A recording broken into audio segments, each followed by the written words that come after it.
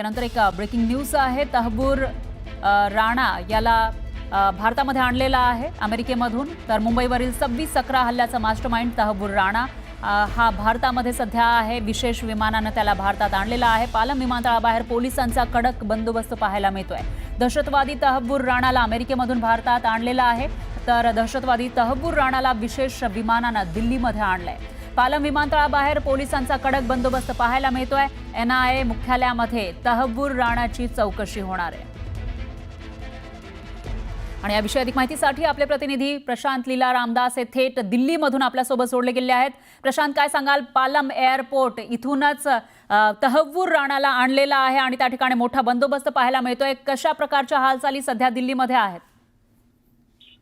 खास करून जी माहिती मिळते, ज्याबद्दल माहिती आहे की साधारणतः तहव्वूर राणा जो आहे तो विशेष विमानाने अमेरिकेतून इथे आलेला आहे।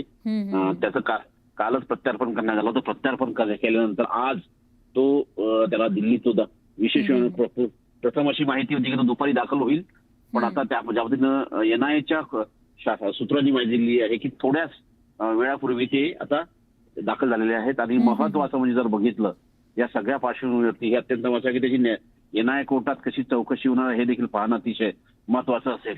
निश्चितच एक मोठा दहशतवादी 26/11चा जो एक मोठा हल्ला ज्यानं घडून आणलेला होता, मास्टरमाइंड असा हा दहशतवादी सध्या दिल्लीमध्ये आहे। त्या पार्श्वभूमीवर सुरक्षा यंत्रणांच्या कशा हालचाली आपल्याला दिसत आहेत आणि तुम्ही सांगितलं तसं व्हर्च्युअली कोर्टामध्ये हजर केलं जाणार अशी माहिती होती। बरोबर, व्हर्च्युअली देखील कोर्टात हजर होईल अशा प्रकारची माहिती मिळते। पण साधारणतः जी माहिती आहे की एक प्रकारे जर बघितलं आपण तर एक प्रकारे जर बघितलं आपण ज्या पद्धतीने माहिती मिळते साधारणतः की प्रथमतः त्याला खास करून पालम विमानतळाच्या टेक्निकल एरियामधून त्याला पहिले NIA ताब्यात घेईल। म्हणजे एकतर तो अमेरिकेतून प्रत्यार्पण करून आल्यामुळे त्याला प्रथमतः त्याला अटक करावी लागेल। ती अटक केल्यानंतर त्याला कोर्टात हजर केलं जाईल की त्याला आम्ही अशी अटक केलेली आहे आणि त्यानंतर पोलीस रिमांड मागलं, पोलीस कुठेही मागितलं जाईल अशा प्रकारची माहिती पुढे आली आहे। पण ज्या पद्धतीने माहिती मिळते की होऊ शकतं की त्याला थेट तिथून साधारणतः जी माहिती पुढे आली त्यामध्ये एक तर की तो तहव्वूर राणा जो आहे त्याला सरळ कोर्टामध्ये घेऊन जायचं आहे आणि कोर्टात घेऊन गेल्यानंतर तिथे पोलीस कोठडी मागली जाईल।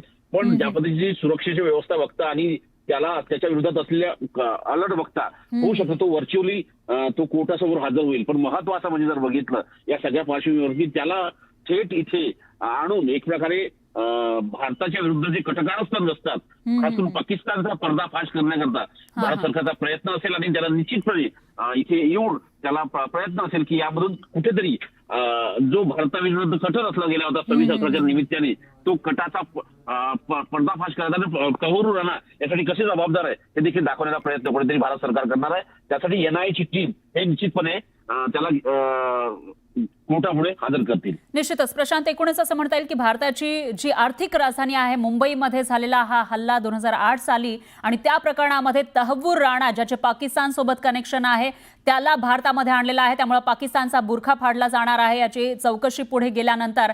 त्यामुळे कुठेतरी जे साथ देणारे असतील किंवा त्याचे जर जे आपण म्हणतो की सेल असतात ते असतील तर त्यांना कंट्रोल करण्याचं आणि खबरदारी विशेष घेण्याचं एक आव्हान पोलिसांसमोर असणार आहे। आणि त्याचबरोबर भारतीयांचा सुद्धा एक राग आहे तहव्वूर राणावर, त्याच्यामुळे कोणत्याही प्रकारचा अनुचित प्रकार घडू नये यासाठी खबरदारी घेतली जात असेल। याविषयीची अपडेट आपण घेत राहूया। दरम्यान धन्यवाद तुम्ही दिलेल्या या सविस्तर माहितीसाठी।